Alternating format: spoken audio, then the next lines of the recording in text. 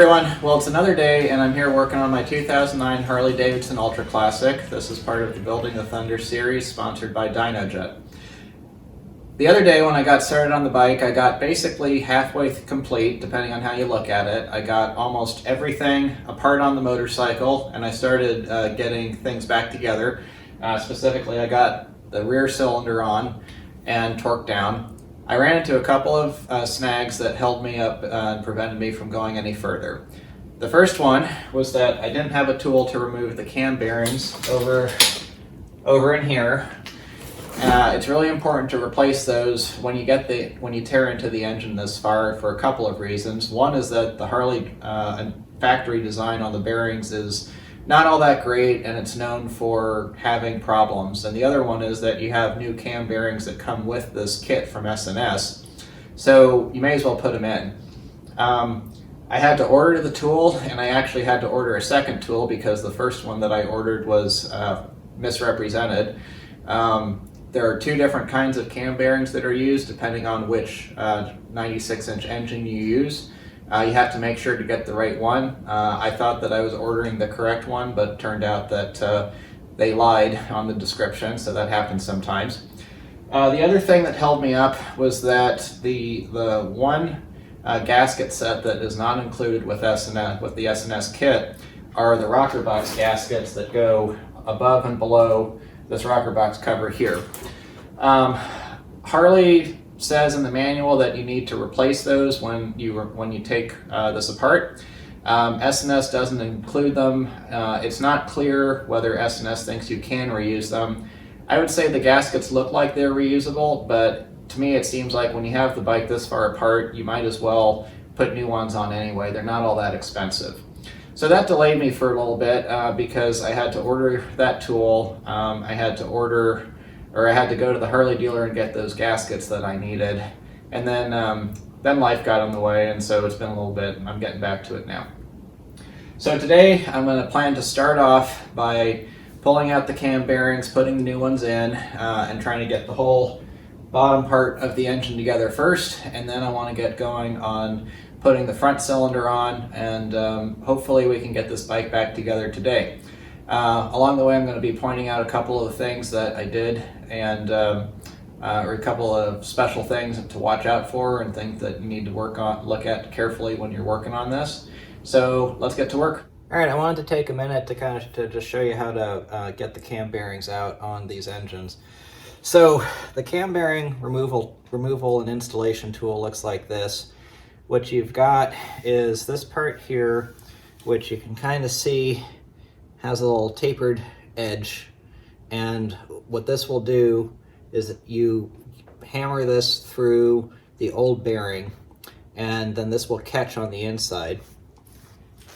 What you then do is you take this rod, which goes through the hollow center here, and you can see that when that happens, it sticks through, and what that does is it will prevent this part from squeezing in and then coming back out through the bearing. So that'll give a solid hold on the bearing, and then you twist this part counterclockwise and the whole thing comes apart. So let's just go ahead and do that.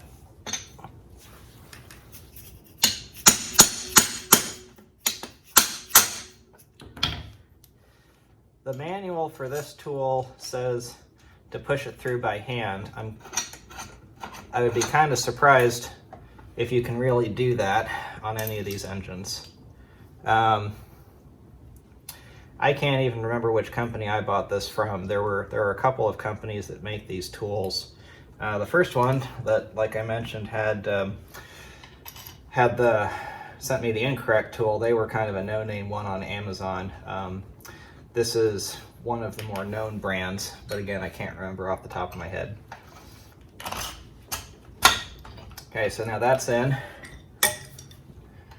Now, get the wrench on.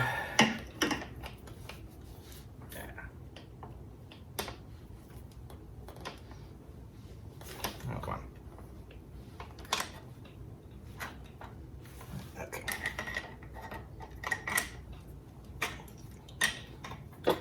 So first, going to be a little harder to pull, twist, and then once it breaks free, it'll go easier.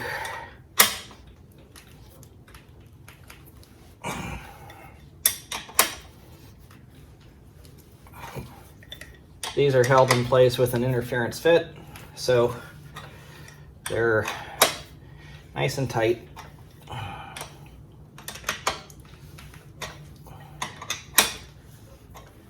But it gets a little bit easier with each revolution.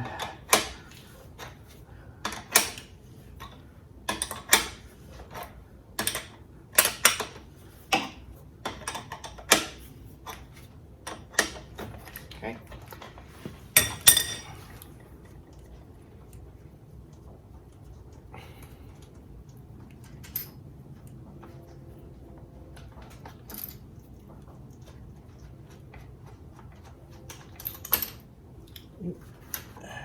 Got that. And there you go, bearings off. I'm about to install the cam bearings, and then from there things should go fairly quickly in terms of getting in the cams, getting in the cam support plate and the oil pump and all of that, and then getting this cover back together. But one thing that I wanted to point out here is that Harley uses a good number of O-rings in a few places, as well as gaskets and some others. And you want to make sure that you get all of the O-rings replaced with the new ones, and that you're putting in O-rings in the right spots. You have to be careful about this, because if you get these wrong, then if you put them in the wrong spots or you don't put ones in, then you're going to have a lot of leaks. So one thing that I like to do is I like to leave the old ones in place until I'm pretty much ready to put things back together. And then that way it makes it easier for me to see where I need to go. But one thing to point out, if you take them out already, and I probably should have gotten a little O-ring remover tool, but it's going to be pretty obvious where you need an O-ring, because they do have, you can see this little recess here. The O-ring sits in there and then protrudes just enough, and it has an appropriate amount of squish in there. So you can see you got these two O-rings here. I'll just put this one back here so that I don't forget it later. You got another one down here by the oil pump. And then the other couple to make a special note of in this phase are that the cylinders have an O-ring around the lower dowel. And so when I say lower, you can see on the front cylinder here that you've got two dowels towards what would be the driver's side in the car. You got one here and you got one here. But if you look on this one right here, you can see that it's got that little recess there for the O-ring, whereas this doesn't. And that's going to be for your oil drain coming out of the rocker box back in. So just take your time, make sure that you get all those O-rings in the right position. So let's go ahead and put the cam bearings in now. All right, as you can see, I've got the first new bearing in. Time to put in the other bearing. I've got my tool all set up here. So I just want to point out a couple of things. So you can see that here's the collet that we used for pulling the old bearings out. You can see I still have the old bearing on here. This is something that the manufacturer of the tool specifically says to do. And I took a look at the box. It's MBS Manufacturing. I think they might have a couple of other names they sell it under, but that's who made the tool, and I'll say I'm pretty happy with it. It's a well-designed tool. For installing the bearing, you have to then, instead of that T-rod that went through here, you've got this installer portion that you just slip in on the top side. And then you put the bearing on this part. One thing to note is that the bearing is actually directional. There's one side of the bearing for which the outer race is more curved, and the purpose of that is to help make it go into the hole easier. So then what you do is you just put this in, you tighten down the four nuts, screws here to hold it in place, and then you tighten this down until this portion here bottoms out on the case right there, and that will have the bearing installed to the perfect depth. And if you take a look, you can kind of see, it's probably not very obvious on the video, but this bearing is recessed just very slightly. One thing on these Harleys is that it's very important to have the correct depth, which is why you really want to spend the money on the proper tool. Some people have talked about doing it with a slide hammer to get the old ones out and then just tapping them in. I suppose you could do that, and from a realistic perspective it would probably work, but there's enough work involved in taking this apart. I don't want to have to do it again. So we go, just like for the removal, we get this lined up. Start putting this in. Now technically they say that for the removal you don't need to put these screws in, because if you think about it, it still lines up on this dowel over here. And if you think about it, that when you're removing things, the plate is when you're removing the bearings, the plate is going to be held against the crankcase just by the tightening force.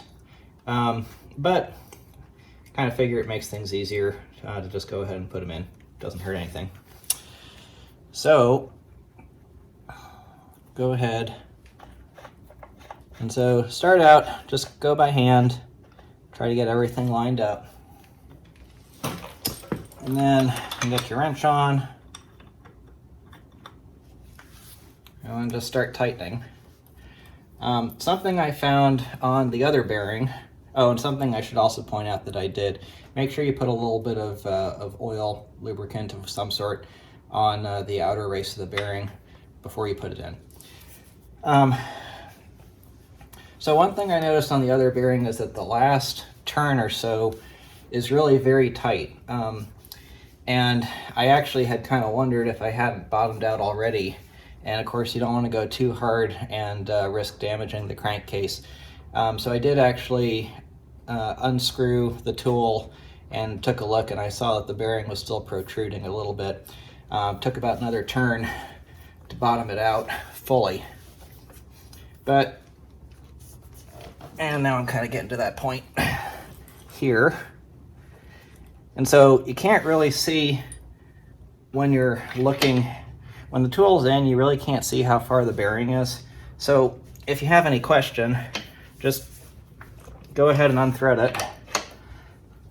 And it's not going to hurt anything to do that. Get it out.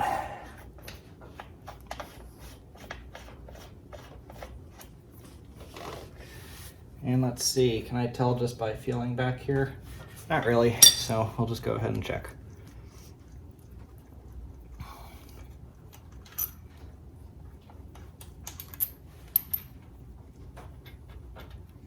This is an area where, especially if you haven't done it before like me, you really want to take your time, because the last thing you want is to have a cam failure.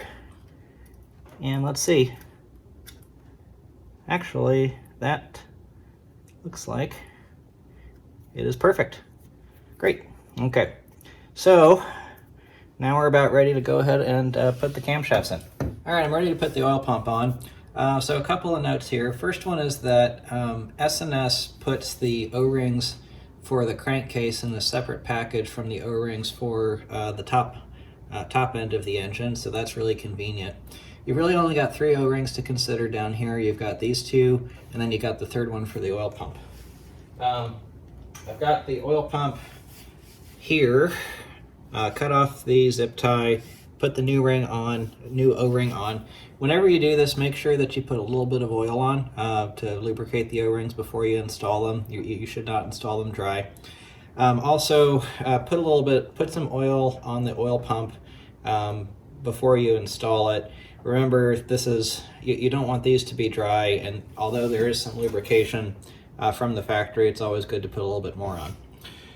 So from there, just slide it on here, and you're probably going to have to mess around with moving it a bit to get everything lined up correctly.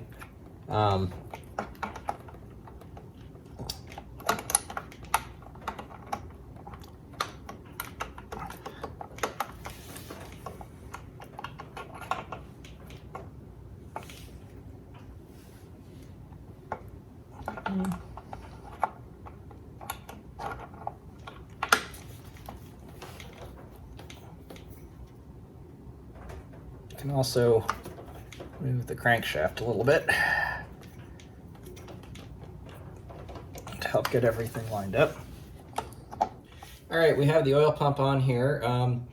You can I actually put it on as a single piece, but S&S has in the instructions that you can do the two halves separately. Either way works. Just make sure that you get oil on the parts before you put it together so that it's not starting dry. Make sure that this oil output is flush, and make sure that the pump in general is seated all the way. You can see that the gear here is basically flush with the end of the flat on the crankshaft.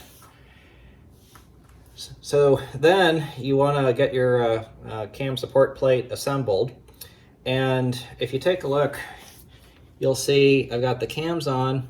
I reused the chain. The kit does not come with a new chain. The old one was in just fine condition. The kit does come with the new tensioner, so make sure that you put that on. Use the thread locker and tighten the bolts per the instructions. When you're putting the cams on, pay special attention to make sure that the timing marks are lined up correctly, and then you're basically ready to put it on, assuming that you got oil on everything. So I've already done that. So you can go ahead and just kind of get it, and there you have it. So the next part, per the instructions, is we reuse the existing hardware for the support plate, and then we put the hardware in for the cam or for the oil pump as well. And as you're tightening that, you're supposed to rotate the engine so that the oil pump kind of finds its center. So let's just go ahead and get that.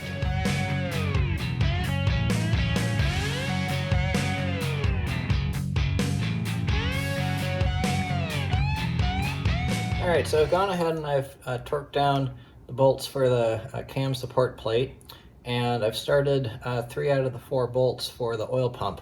One thing to just make sure of is that when you're putting in the bolts for the cam support plate, you've got 2 sets of numbers here. There's the nut set for the oil pump and then the set for the plate. It's going to be pretty obvious which ones are which, because if you try to put the shorter bolts that the factory used for the oil pump and for the cam plate in, they will not fit in the oil pump. S&S includes these substantially longer bolts versus the stock ones. You can see how much bigger they are. So if you try to put one in the middle in these oil pump holes, it won't work. And so we're just going to go ahead, put that one in, and then start getting it down. So per the instructions, we have to rotate the engine as we're snugging things. So we don't want anything to be snug. We just want them to be started. And that's kind of where we are for all of these. So now I'm going to rotate the engine while snugging them down. This is a part where I guess 2 notes. One is that if this cylinder wasn't on, that would obviously be a lot easier. The fact that I started putting this on makes this a harder job. And certainly having a second person would be easier, because it'd be a lot nicer if one person could just rotate the crankshaft over. But I'll manage it, so let's get this done. All right, so as you can see, we've got the cam spacer plate on, torqued all those bolts down, torqued down the oil pump bolts, and now we've got the main cam drive gears on. Just like with the twin cams, make sure that you have your timing marks lined up. The Harley manual has an offset check that you're supposed to do to make sure that the crank and the cam sprockets are not too far apart outwards from each other. So the limit on that is 10 thousandths. If you install the gears and then snug them down, move things in and out a bit, make sure that they're all flush, and then you take a straight edge and make sure that you can't put a 10,000th spacer underneath. Everything was good there. So we got this all lined up. So the next is going to be installing the bolts with red Loctite per the Harley procedure. And after that, we'll then go ahead and we'll put in the main cam tensioner. And as you can see, this has enough. I've made sure that these are lined up correctly, where there's enough slack here for the tensioner, and the dots are still lined up, so everything looks good there. And once we do that, we're ready to put the cover on and button it all up. All right, so I've got the cam sprockets torqued down. I've got the cam chain tensioner for the main cam gear for the main cam chain installed and torqued down. Now at this point, I could go ahead and put the cover on the on this area. I'm not going to, and the reason for that is that at some point here pretty soon, once I get that cylinder on and get the lifters and everything else in, I'm going to need to rotate the engine again for setting up the setting the pushrod lengths. So I think technically the manual doesn't want you to rotate the engine by this bolt. However, with the spark plugs out, I can tell you that there's really not very much resistance, and I don't see why that's going to cause any damage. So even though that's not maybe what the manual says, I'm just going to leave this apart. It's going to make it a whole lot easier for me to turn the engine over. Reality is, when I was taking this apart, I probably should have taken this off first for the same reason, but I was trying to go with the manual here. But this time I think I'm just going to go with my gut on that. For putting the lifters in, so now we can take these nice lifters out of the bag. You just drop them in. The manual doesn't say anything about needing to soak them in oil or anything beforehand, and they seem oiled up already, so I'm not too concerned about that.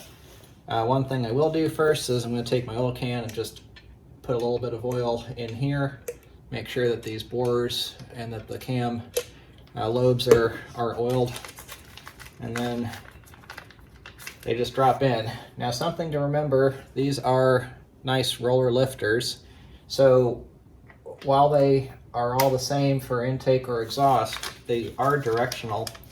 You've got these flats on here, and so once you put the lifters in, you take the little alignment roll pin, kind of a roll pin, I guess, and really just a roller. Calling it a roll pin is the wrong term. And then you put that in the little groove here, and once you do that, the lifters are in their correct direction. So don't forget to put that in. So I'm going to just go ahead, throw these in, and then I'm going to put the covers on for the lifter bores. And at that point, I am ready to go ahead and put the other cylinder on. So, and also you can see this one's pointing up because the camshaft on this one is open. So let me get these on. All right, so as you can see, I've made some more progress on the engine. I've got the front cylinder on and torqued down. Everything here is together. And I'm getting ready. I think what I'm probably going to do next is go ahead and put the intake in. I don't have to at this point, but I have good access to the bolts right now, and it's not going to be in the way of doing the valve adjustment. So probably just do that next and tighten down the rocker boxes here. One note I want to make is on this gasket here. It's pretty obvious looking at it which way it goes on the engine for each cylinder, but it does actually have a marking on it. Right here you see it says rear head. You probably can't see it, but then on the other side it says front head. So in case you're not sure which way it goes, it says it right on there. So I'm going to go ahead and put the rear rocker box cover on and torque it down and put the intake on.